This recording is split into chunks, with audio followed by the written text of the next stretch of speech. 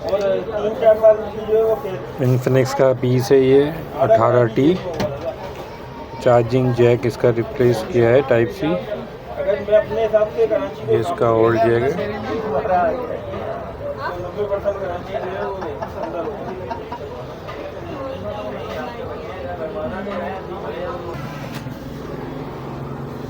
आप देख सकते हैं चार्जिंग स्टार्ट।